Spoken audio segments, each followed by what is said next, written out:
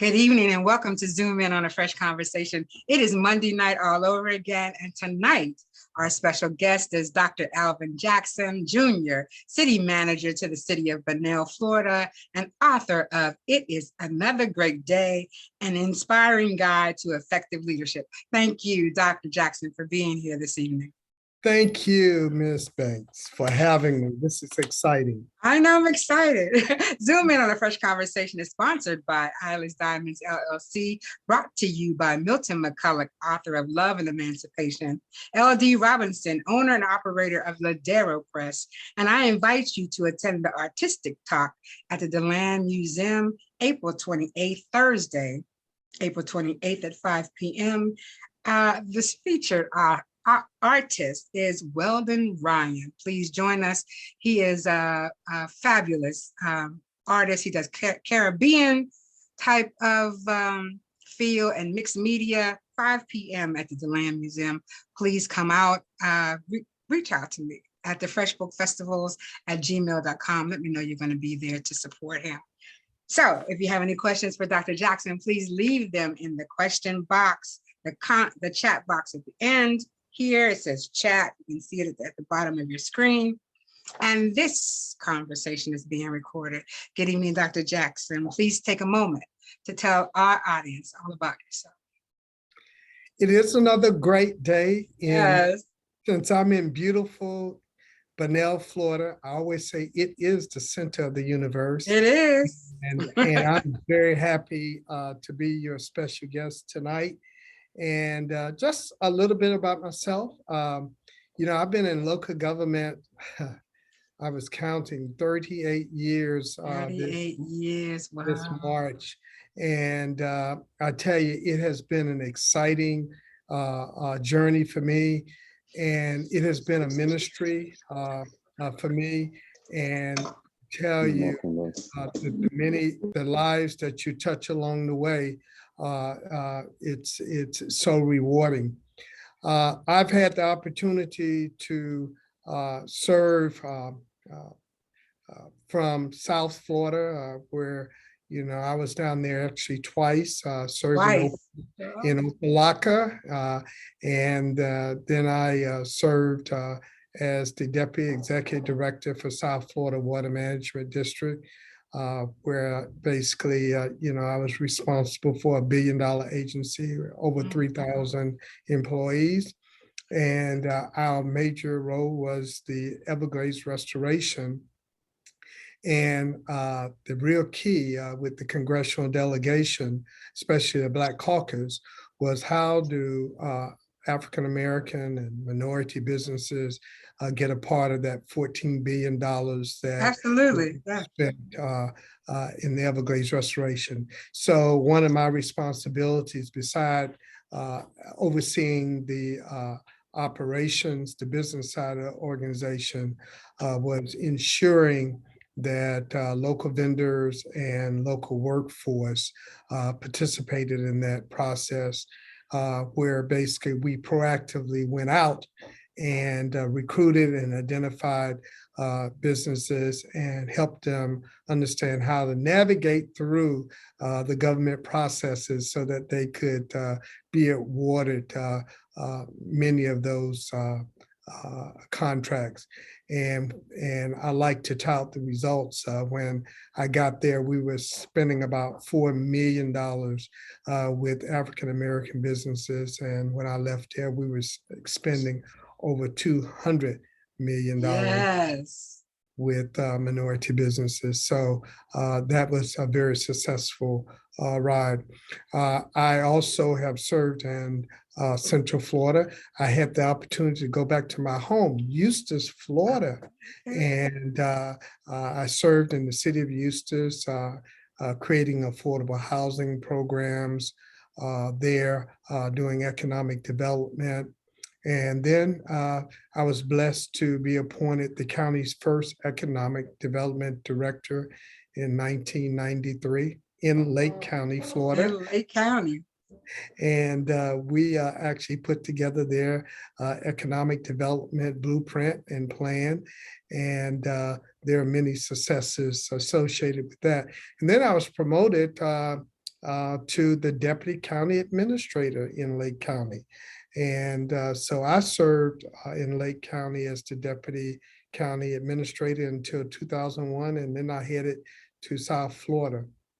I also had the opportunity to be the city manager in historic Eatonville, Florida. Yes. And that was my first city managing job. I was 26 years old, 1988. And the reason they pulled me out of Miami-Dade from Opelika is that they were looking for a city manager that could help navigate economic development as well as develop their historic significance in the country. And so we were able to finally memorialize the designation that Eatonville was the oldest Black incorporated town in the country. And we did that at the federal and the state level. And so as we were looking for economic development opportunities, there was this group, Ms. Banks, that you would appreciate, that it was a reading group. And it was headed up by N.Y. Nathirian. I do know her. And they were reading, their eyes were watching God by Zora Hurston. And so they were meeting every week. And then she said, you know, we were talking about economic opportunities. And when you talk about economic development, you're always looking for the vehicle. What vehicles do we have in our communities? What assets do we have in our community? And it was N.Y. Natheria, John Michael, before he became Congressman Michael, and myself decided to sit down every week and try to brainstorm. And we came up with, wow, why don't we do a festival recognizing Zora? Because in 1988-89, she had just kind of risen to popularity of her writings. And we felt that the Zora Neale Hurston could be an economic draw for Eatonville and for the area, and that it would not just be a parade and food, but it would be a literary festival. And it is so good to see that it is the economic driver in that area now. I also had the opportunity to serve as in Suwannee County, Live Oak, and as their first economic development director. And you know that they struggled with that appointment. But we that was a good word. And so we set up their economic development program, which was extremely successful. We brought in a global company called Klausner, $130 million capital investment, created about 500 new jobs. The property taxes that land was bringing was less than $1,000, and after the project, the property taxes was in excess of $2.5 million. That's economic development. 500 new jobs, average salary $33,000. That's economic development.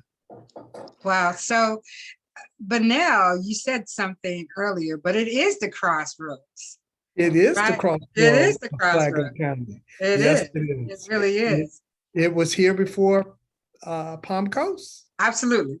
Yes. Because when I lived here, we lived in Bunnell, Flagler County, right? Yes. And then the city of Palm Coast became the city of Palm Coast. But yeah, it is the crossroads. So I'm sorry to interrupt you. Go ahead. So that's kind of me. And what I tell people in my career, I've worked for over 50 elected officials, 10 mayors, 8 different communities, 38 years. Wow. And I've been run out 3 times. Well, I mean, that's a question I'm going to give you later. I know. that's kind of seed for thought when you become a city manager, right?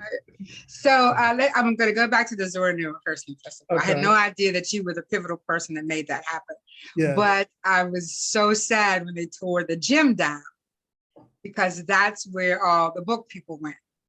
Correct. Yeah. And Yes, so that's we where were they there went. for years. Yeah. And And throughout the other communities that I served in, like Hollandale Beach, Live Oak, Lake County, I shared with them basically how successful when you're talking about a festival, uh, uh, we deliberately said that we wanted it to be a learning festival. And it's amazing because you went to the Hungerford Gym and these serious discussions was going on about certain chapters in Zora Neale's books and what she meant. And I was there at a pivotal time yes. because many of the individuals that Zora had talked about in the book was still living. And one of the reasons that Zora really was not talked about in Eatonville is because they didn't care about her sitting around the general store, writing about them. And so when I got there, they really didn't recognize Zora Neale Hurston as being a prominent member of the community because when she was there, she wore pants, she wore a hat, she cursed like a sailor, Did she smoked, and so the folks in Eatonville didn't think that she was a good representative for Eatonville. well, in the middle of the Bible Belt, that's kind of, Yeah, that's a hard nut to crack right there. yeah, But she, yeah, she did. She did it yeah, anyway, right? yeah, And yeah. then so it's so funny. I didn't know who you were, right? And now we're finding out that our paths have crossed in many ways. Yes. My company, Fresh Book, was started in 2011, and I think Zora Neale was our first major book festival in the Awesome. gym. Yeah, and we bought Yes. maybe 30 authors Okay. there. Oh yeah, Yeah. so it was yes. You just never Yeah. know. Yes. So we were really sad. I knew the gym had to come down, but we Yes. were kind of sad because it's hard to sell books outside, Yes, it is. It is. even under a tent, right? So anyway, it's a small world. It's a small Yes. world. Yes. So tell me, so you just don't wake up and say, I just want to do this for the rest of my life. Who, what, and why did you decide that leadership is going to be your push in your career? Well, I was really blessed. My father was the bishop of my church organization. And so I think his influence and his leadership, what I call servant leadership, I didn't realize that I was growing up under servant leadership until I read Robert Greenleaf, and I said, that's my father. That's his philosophies. That's how he's lived his life. And the wisdom and the knowledge that he shared with me. Of course, during that time, I didn't have a great appreciation. And so I really attribute that influence with him. And let me just kind of share with you, I was in Lake County in some difficult times. It was right during the early stages of integration. And I was in school, and this is the reality of it, is that there was a boycott, and the civil rights leaders basically wanted to boycott the schools. They wanted all the Blacks not to go to school, and we were supposed to meet at a church every day, and that went on for weeks and months. My parents took a different position. Their position was, that's what the system wants you to do, not to get an education. And so my parents made me go to school. I was the only Black in Lake County school system. My bus had to be escorted by police because one, the blacks thought I was a traitor. The whites basically was already mad with the blacks. And I, I feel that my desire to be a servant leadership started then. And, my parents, reminded me of staying focused, remember my purpose, and that people would not like you. They would talk about you. They would try to hurt you. Um, and that period of time, I think I grew a confidence that to be out front, you would be different. Yes. And it's amazing because one of the things that I share with my kids, and of course they think I'm, uh, uh, to be different. There are things that you have to do different to demand respect, and I learned this. And so I would wear my suit to school with my little briefcase, and um, it just demanded a little different approach, even in the midst of adversity. Right. And that experience, I could say the experience thrust me out in desiring to serve as an example or a leader within my group or within the community. So that's kind of where it started. And my philosophy on leadership, it's not about a position, it's not about a status, it is about who you become. It is your character. Leadership is not what you do, leadership is who you are. Mm.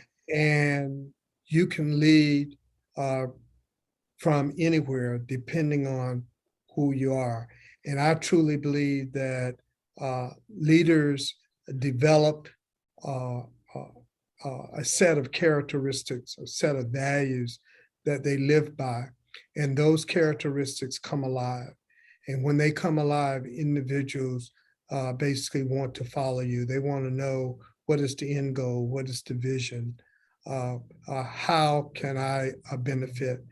And a leader is all about the other individual. It's not about yourself. It's about touching people, be it in a community, be it in a church, be it in the family, and making a difference. And so for me, that is the example that I saw in my household and every day. Mm. That's wow. That's amazing. And we all have traumatic stories about that time in history, right? Yes. My approach was a little different. I had an Angela Davis fro, but commanded respect nevertheless, right? So however we could get through it, because it was a very traumatizing time to have walked to school for so many years and then to have to ride a yellow school bus. What? Yes. Yeah. And to be the only African American on the school bus. Yes, it does leave something on the DNA, but it does show you that you can get through it. Yes. Let's talk a little corporate right now. So do you believe that new leaders in a company should surround themselves with people that they know, or motivate the current upper management to look at the leadership skills that they have? I think it's a combination of both. My experience is that I've gone into organizations and I assess what I call the culture of leadership. And in assessing the culture of leadership, you assess those individuals. I believe that leadership development has to be deliberate. It has to be deliberate within the individual as well as deliberate among the leader. And so my first step is to look at the culture and basically begin to define Right. the components and the characteristics of that culture. Individuals that are there that are leaders basically have to make a decision whether or not they want to subscribe to that culture, to those characteristics. And some of them may not have the characteristics, but one of the things that I'm committed to is deliberately helping you develop them and showing you what they are, what they look like, what they taste like, touch like, feel like, how to walk the talk. If individuals decide that they cannot subscribe to those cultural characteristics, leadership characteristics, my best advice for them is to find an organization that they feel comfortable in. This creates opportunities then for me to bring in individuals that subscribe to the way we want to lead the organization. So it's both a combination. What I've seen in time past, there were individuals that we deliberately help become leaders. And so it's a systematic approach. For me, I clearly define those values, those characteristics. I do it right up front. Even when I'm interviewing with elected boards, I make it very clear that is my expectation. Because what happens, say teamwork is a characteristic. Well, for you, teamwork means one thing. For me, teamwork means another. For someone else, it means something else. And so as the leader, it's very important for me to clearly define what I mean by teamwork and describe it and give examples. And it also become a basis for rewarding and recognizing those individuals that walk the talk. Then my expectations for you to then push that down through the organization. In my book, I call it the constancy of purpose. So how do I systematically do that? I have staff meetings every week. And the purpose of those staff meetings, it's threefold. But the first thing is to really articulate those values and what my expectations from the leaders are, and how they are to be applied, and how we provide service, product, or do our business. I then have, if individuals need additional development, we do that. So my staff meetings are not going around the table saying, how many widgets did you make today? I can pick up the phone, I can call you and find out how many widgets you did for the week. What I want to talk about is the culture, the values.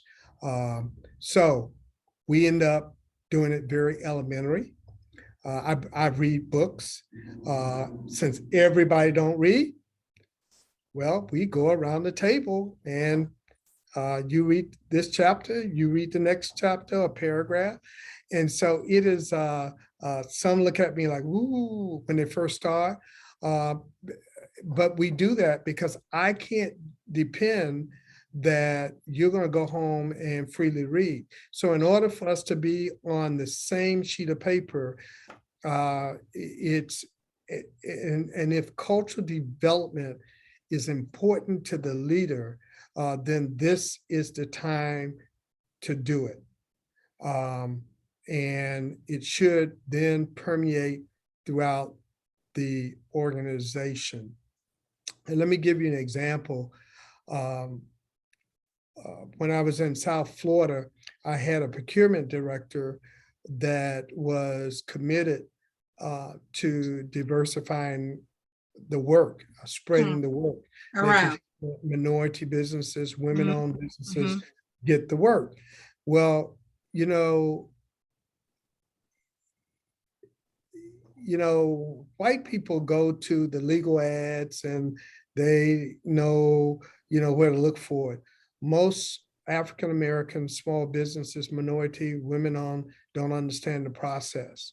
And so what I did was I demanded my staff to go out and show businesses how to navigate through the procurement processes, let them know what services are available, and so that they can come in. Well, my director was committed to doing that, and that's part of the culture is diversity in hiring and procuring services, and utilizing a diversity of vendors.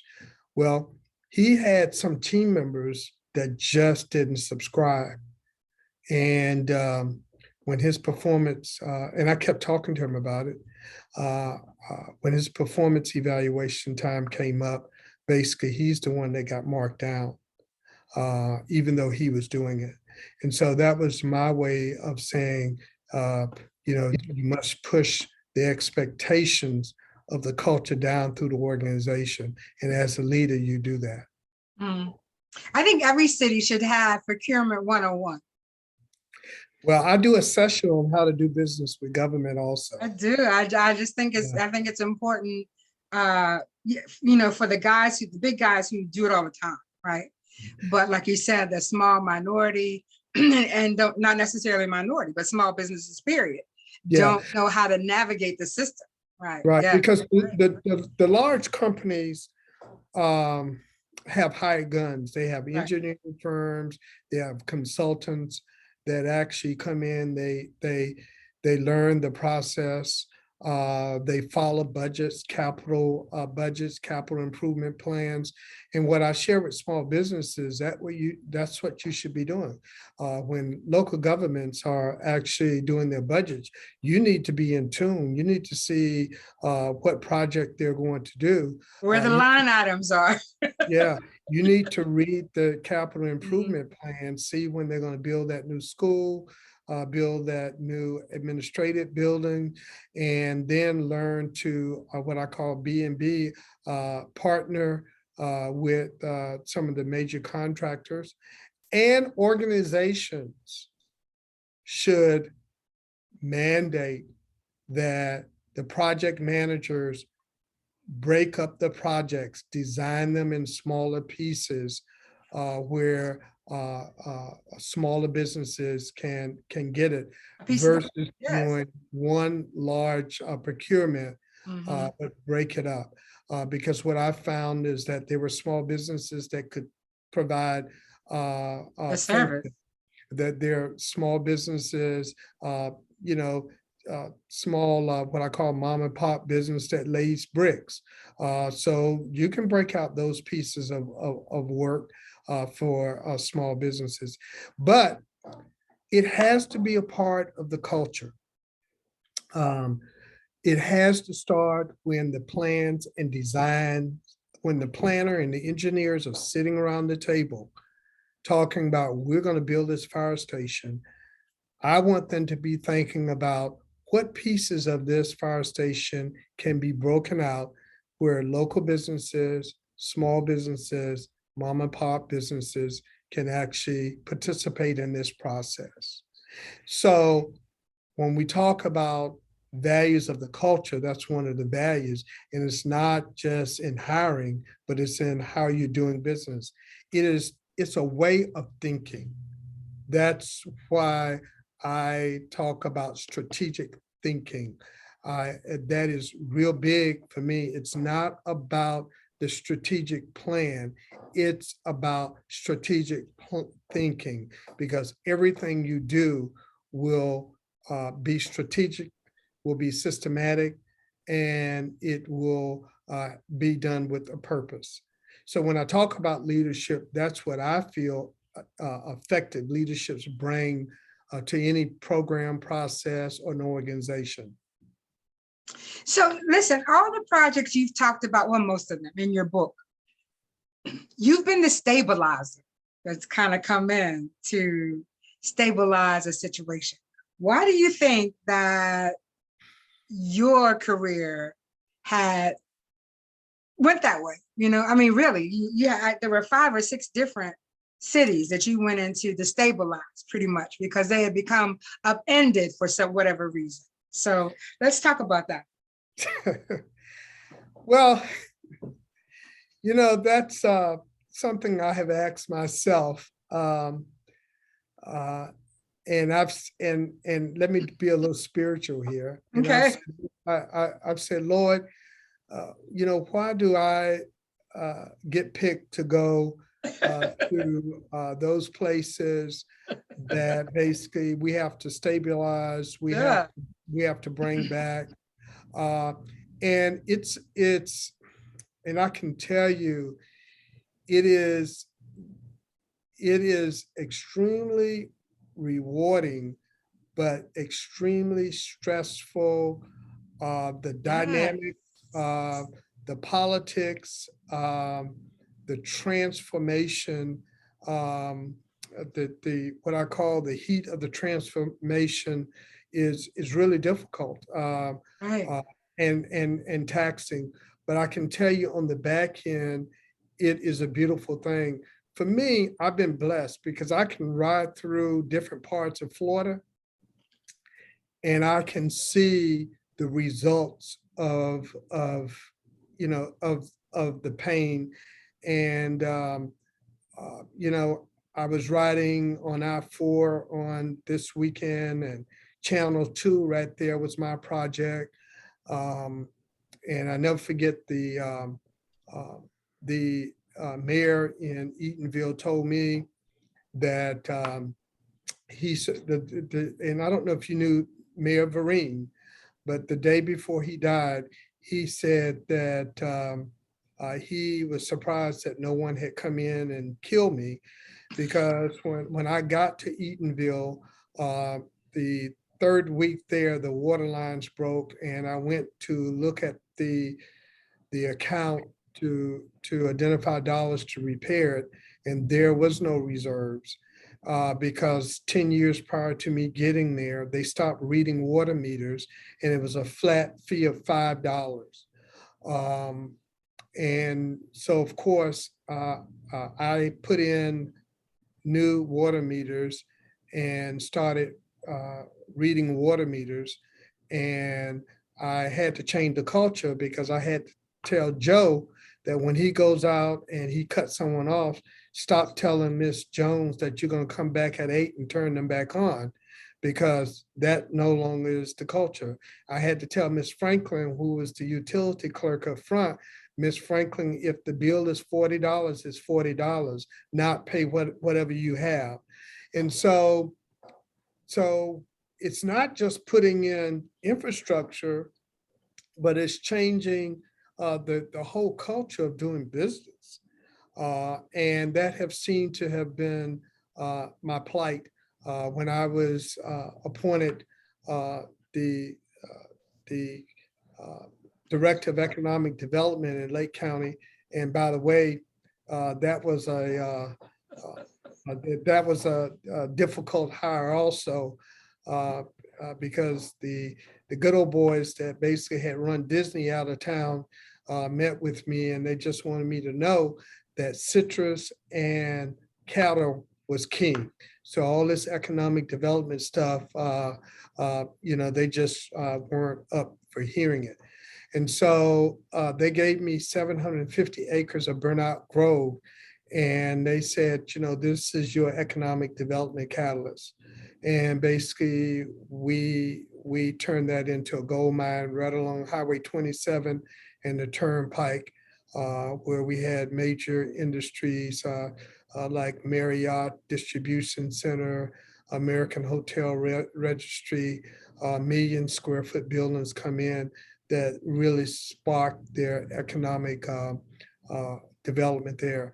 When I went to the South Florida Water Management District, actually Governor Bush, uh, uh, chief of staff, they kicked out the group there, and he asked me to leave Lake County, and if I would go to basically help reorganize South Florida Water Management District, because all the small businesses in South Florida was complaining that they could not get any of that $14 billion that all the majority large firms were getting all the dollars.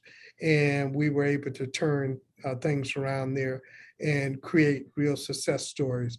And one of the success stories, and I was sharing it this afternoon, there was a young African-American accountant that had a struggling CPA firm that found a little niche, and that niche was to get into temporary services, providing clerical services. Okay. And so he realized that South Florida Water Management District was spending money on clerical services, temporary services.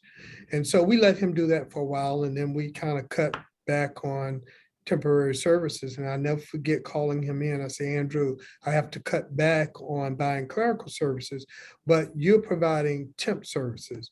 And guess what, Andrew? I'm going out for $1 million security contract. Wackenhut had the contract. And I said, temporary services is temporary services. And he went and became certified. And I said, you know what? You need to partner, find a partner. And he partnered with Wiser, and it was a 60-40.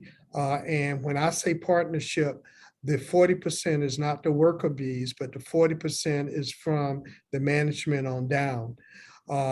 He and that company got that $1 million contract.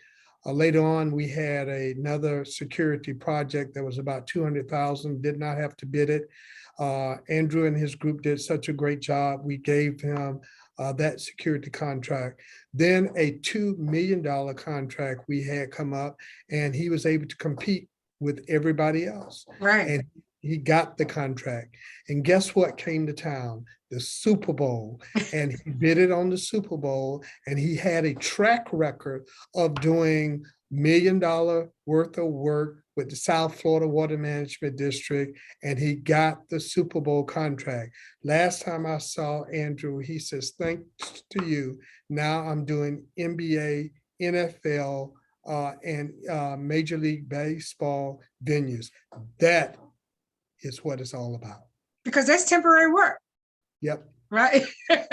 During the seasons or during a big game or whatever. Yep. Right. Yep. And if you have a base of people that you can just call up and say, let's get this done. Right. That's wonderful. Wow. And so government had the opportunity to help small businesses get experience, not just make money. So what I tell businesses, don't look to just live off of government. Get your experience. It's great experience and it's great money, but it opens the door for even greater things, even in the private sector. So your book was written in 2009. Yes. Tell me, has leadership changed since then? Are you doing anything different, or leadership is leadership? Leadership is who you are. It's a set of characteristics. It's down through the years. It's a set of characteristics that you develop and you empower. Individuals become empowered. They become visionary. They become creative. They think outside the box. They care about people. They know how to say thank you.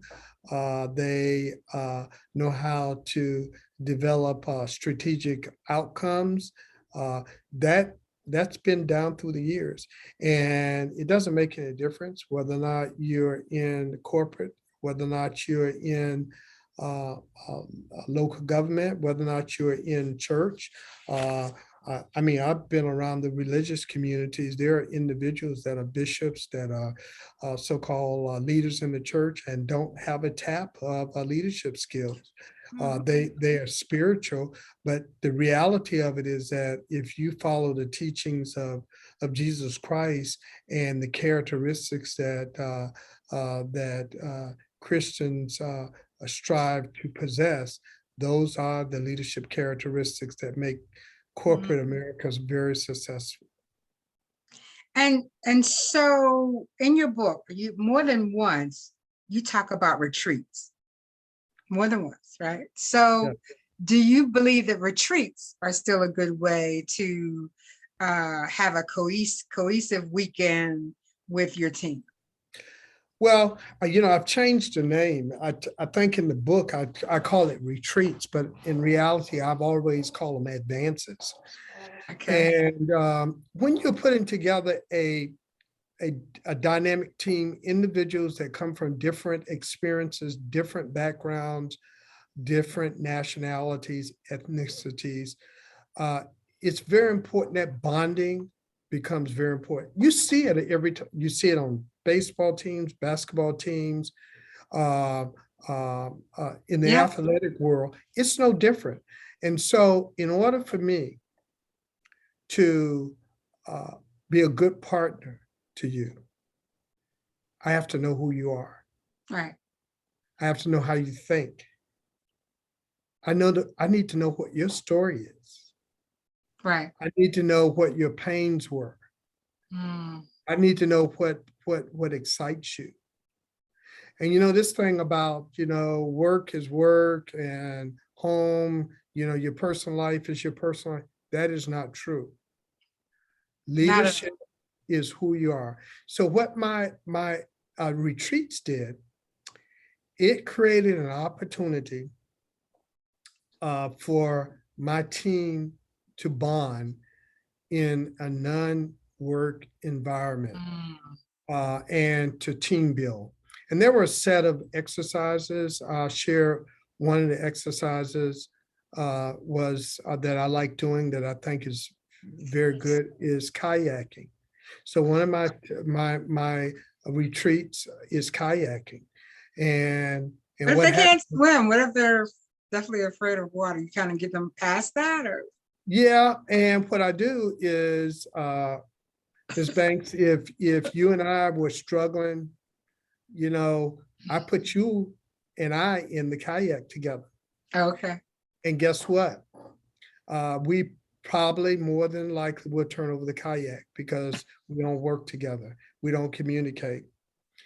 And what happens is that when that kayak flips over and they start working together to get that kayak upright and for them to get back in the kayak, it creates a different bonding.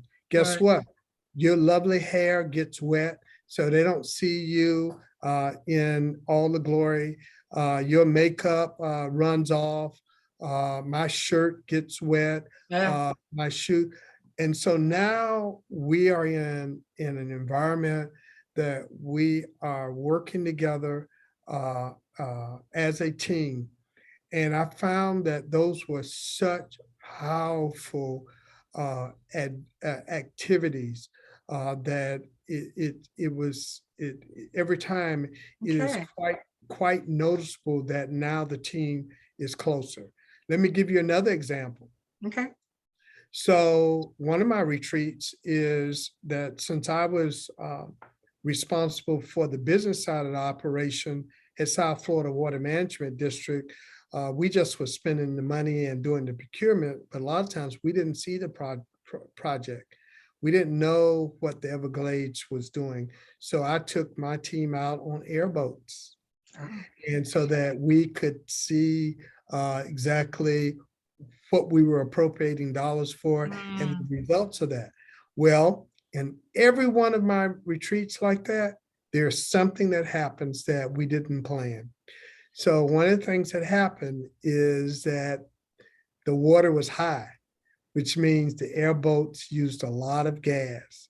We gave out of gas. You ran out of gas?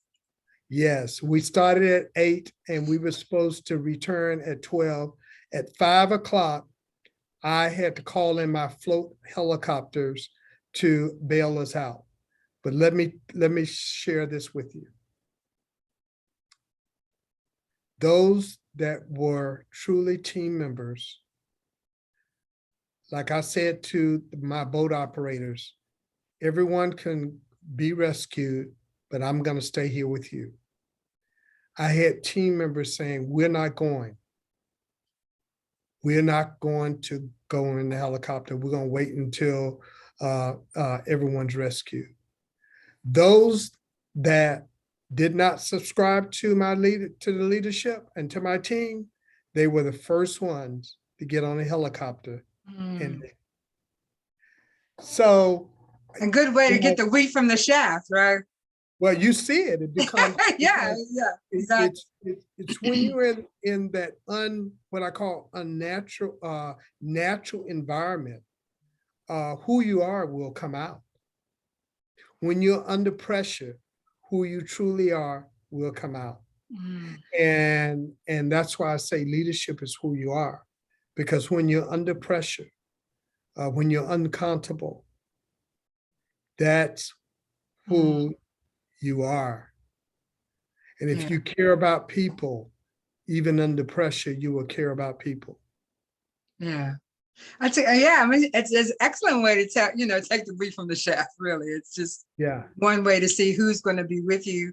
and I always like to tell my team that we want to work in the spirit of excellence. We don't have to be excellent, but to the spirit of excellence, right? Let's try to get there. Yeah. And that takes teamwork. You can't do it by yourself, right? That's right. That's right. And so we're not going to get to all my questions. So I want to just kind of jump around if you don't mind. And I have a couple of questions in the chat box. So I've worked for many city managers, right? By the time I got there, a year later, they might be gone, right? That's the product of the career, because you work for the commissioners in most cities, right? Correct. There's a couple that you don't. So how is it that you go into a situation knowing that 2, 3 votes, regardless of what you do, right, can disengage you from a position? Yeah. Well, I mean, if you were young, I just wanted you to kind of, tell a young person, what would be the first thing that you would do to engage yourself with this group of people that are responsible for whether you have a job? What is it that you do? Well, one is that, when I talk about leadership, you not only lead those that are on your team, but you have to lead those that you work for. I call it coaching. And there are what I call a set of approaches. One, you have to be committed to communicating. They also need to clearly understand the values in which you are willing to work and operate, what your expectations are.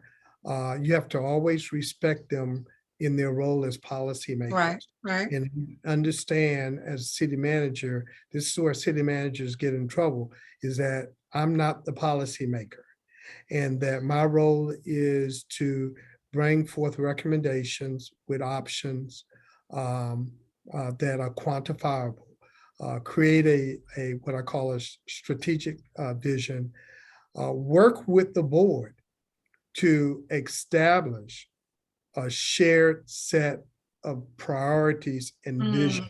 Yes. And because it is really not about the city manager. Over the last few years, they said, well, what are you going to do for me? And I said, hold it. I am not going to do anything. What are we going to do? And so you have to create that team relationship with your elected officials, and trust that the strategic goals and objectives that they have established will prevail beyond their individual political agendas. And the reality of it is, in this business, you're working for 5 individuals. Right. All of them have their own agendas. All of them bring their different personalities and their perspectives to the table. And my role is to create an approach, a systematic approach with goals and objectives that actually operates with me or without me. That's the legacy that when we get run out of town, that that the approach still works. And it's amazing because I look back at some of the communities that I've been in, especially those that I was asked to leave, and I look at their results now, and I say, "Oh man, that's what I designed. That's what I designed that approach. Oh man, they followed through. That's the only thing that you can control." Right. The fact that they And get it, yeah, whether you're there or not. Right. that's right. Right. So you work while it's day, have fun, uh, you know, try to create those strategic priorities, goals, and objectives, be able to deliver them successes, because they have to actually report back to their stakeholders, which is their voters. Right. And let me tell you, sometimes depending on what side of bed those elected officials may wake up, Right. you may be in and you may be out. But as a professional manager, you have to have confidence in your strengths, who you are, and what you've brought to the table. At the end of the day, if 3 votes decide that they don't want you, basically what they're saying is that they don't want your leadership style and approach. And that's their prerogative to make that decision. Right. Exactly. So I want to skip a couple of questions and go to, it's 8:53. So guidelines for leadership. Do you believe, even though your book is more corporate oriented, do you believe that entrepreneurs would get a lot from It Is Another Great Day? Of course, it's the same principles. When you look at I had read leadership books, theories, and what I found is that a lot of those books were more theoretical. And what I was attempting to do is basically take the theory and show in a dynamic environment basically what it looks like and how systematically you can deliberately develop individuals in an organization. And I think when you look at the different corporations that are successful, when you sit down with their CEOs and their corporate leaders, you will find the same principles. My book is anecdotal because I did not want people to try to figure out the theory. I wanted folks to feel it, see it, smell it, taste it, see actually how it operates. And that's why in one of the chapters, I talk about how effective leadership can also cost you your job. I mean, that is the reality of it. And many of the leadership books that you read, it just gives you the bright picture that if you follow the guidelines, basically this is the results. That's not always true. Right, exactly. When I read it, I looked at it, blueprints don't have to be followed completely, right? Correct. Because you can make decisions not to use a certain portion of it. Correct. But it really does give you a blueprint to start from. Right. Now you can deviate from it if you like. Correct. Right? Correct. But I thought for someone who's an entrepreneur or someone who is about to go into leadership role, right? It really is a blueprint. Yeah. And everyone has human resources. Everyone have people that work for them. Basic principle of leadership is to say thank you. Right. The basic principle of leadership is to encourage individuals to have a positive attitude. Right. Basic principle of leadership is that when you are confronted with challenges, be a problem solver. Right. Yeah. And look at your employees' base, like you said. You have to know what their base is, where they're coming from. When we had a business in Flagler County, the guys would say, "Can we sleep in the parking lot on Friday night so we know we're here?" Because they were, they're temporary. Yeah. I said, "Sure." Sleep in the parking lot, take a shower when we open up, and then let's get to Mhm. work, right? And Yes, so you have to know what level they're on, where they're from, correct, right? If correct. they wanted to go out drinking on Thursday night or whatever, and they knew they had to go to work, I don't Mhm. care. Sleep in the parking lot. I need you Right, here at correct. 8 o'clock, right? Yeah, So yeah, it's a matter of knowing your employees correct, and their level of water. Okay, correct. so because this is part of the Fresh Book Festival, I would be remiss not to ask you about your publishing experience. So let's talk about what made you write a book, first of all, and your publishing experience. Well, I left government for a short period of time, started a consulting firm, and actually I continued to, on a consulting basis, do work for the South Florida Water Management District with economic development and workforce development. And also, I was doing leadership workshops. Other agencies and counties and cities asked me to come in and actually do these development with their senior teams because they knew that that's what I did every day. And basically, as I was doing these training sessions, they were anecdotal. I was just sharing stories Right. and my stories. And, uh, when we talk about performance, when we talk about hiring, firing, there is a stereotype about government that you can't get rid of anyone. Folks are lazy. They just go to work. And basically, what I'm saying is that I created a different environment in a government agency. And so when I began to share that, um, uh, I said, folks just said, man, how can, we get this and a copy. And so I sat down and spent about 18 months writing um, uh, this book. And I kind of followed Greenspan's. He told his story of how every day he just had a legal pad and he would just write. And that's where what I started doing. I just did not, one thing about writers, those that have a desire to write, the best way to talk yourself out of it is start trying to decide what's the title of your book. Oh, no, never. Or what's going to be in the first chapter, and you try to do an outline of the book. That will discourage you in a moment.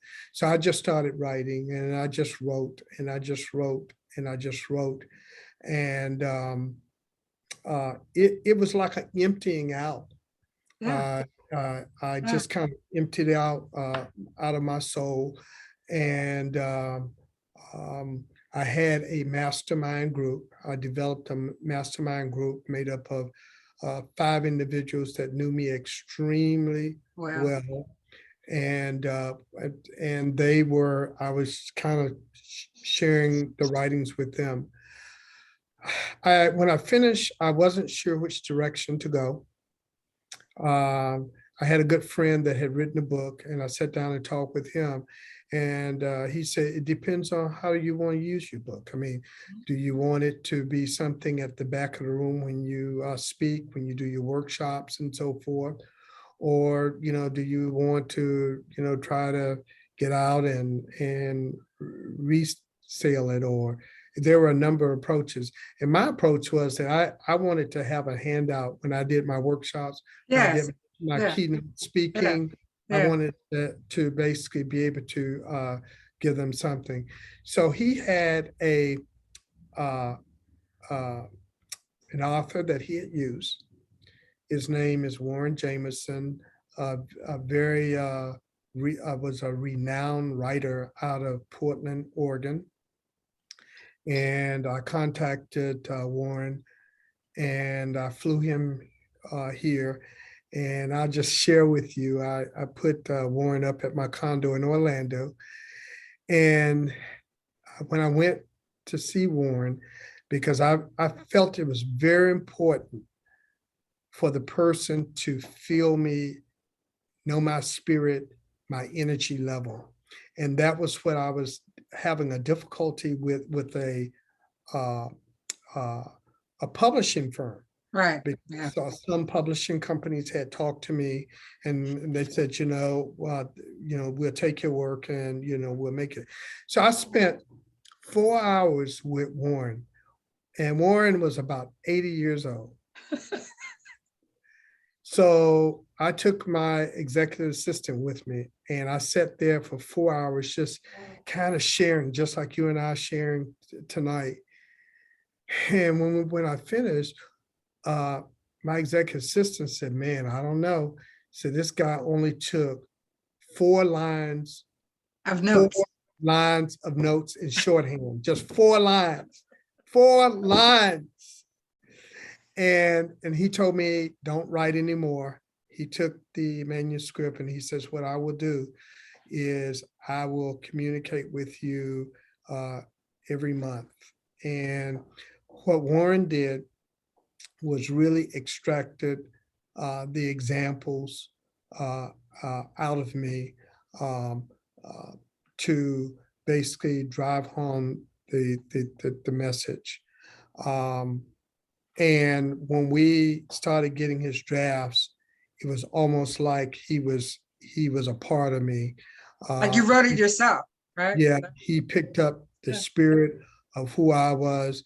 And I realized that he was truly a professional writer because he took all those pages that I had written and basically began to lay them out to what we have today. So the way I worked it, and I found out why it costs so much to publish. So on this particular book, if a publishing company would have actually done that book, they would have sold it for the $20. I would have made 25 cents off 25 cents, off the $20 book. And so you don't understand what goes into it. So what I decided to do is put together a publishing company, and I would hire everyone.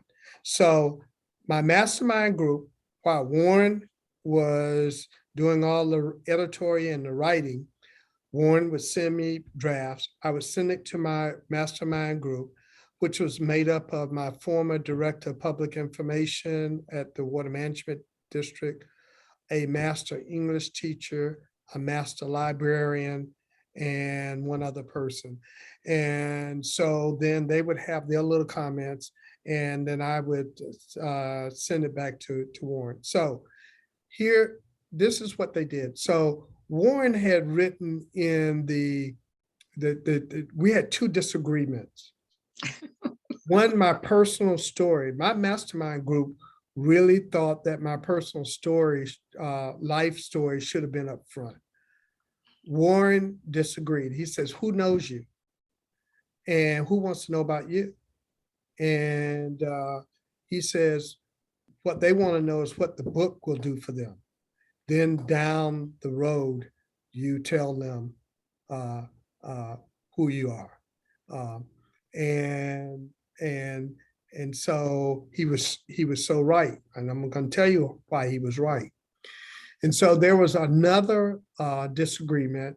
Warren had the word, some language that Warren had used was not me. And my mastermind group said, you don't speak like that. Right. And so Warren actually changed that. The other disagreement that we had is Warren's, and for years, I've always said, it is another great day. That's why I named the book that. That was preceded the book. And my mastermind group said, you say this all the time. Well, Warren's disagreement is that phonetically people read, it's another great day. So what Warren said is that if it's on the shelf, phonetically you read, it's another great day, not it is another great day.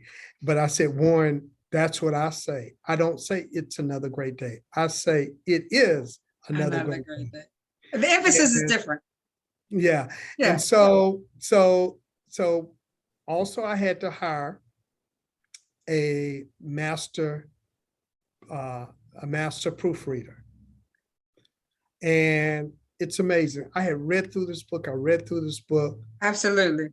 And the first time she says, some things, I think this is supposed to be in chapter 14, because as Warren was working and I was reading and reviewing, basically things got mispositioned. And so the master proofreader went through it 3 times after we'd been back and forth. Then I had to hire an illustrator, because you got to get people through the book. You have to decide on your font. You have to decide on how much white paper you're going to have, because there are good books that I'm an avid reader, and a lot of books I wasn't able to get to. The font was too small, and even your titles and your quotes, all those things are designed to push people through the book. So with all of that said, then I wanted someone to write the foreword. And I had 1 or 2 people that were supposed to, and then Professor Robert E. Lee, who also was a city manager that rose up to FSU and headed up their leadership and management program, decided he would write the foreword. But he said, first, I want to read the book. And he called me back and he says, Alvin, I'll be honest with you, when I read the first page, the first chapter, I think in that first chapter, I talk about at the age of 26, that my leadership started. And he said, oh man, here's another book about how great I am. But what Warren said it was in the last verse that he told me that was key. He says, more details about my credentials to teach this vital subject are given later. So let's get to what can benefit you most right now. And that's what pushed Dr. Lee to finish reading the book. When he wrote the foreword, I wish to this day that I had recorded our discussions. It gives me goosebumps. I know, right? That I had with Warren Jameson. A prolific writer. And he helped me capture that. Yeah, exactly. And Dr. Lee described it. Yeah. To the T.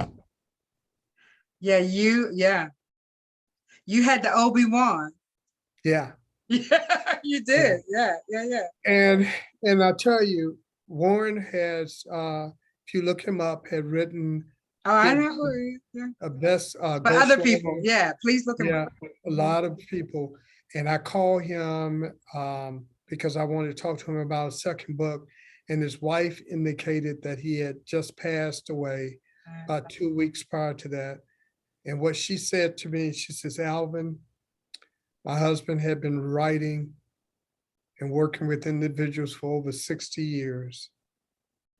And he said that working with you, if not, was one of the best writing experience of his career. Wow. Yeah, you had the Obi-Wan right there. What a yeah. What I wouldn't do to have sat at his knee, right?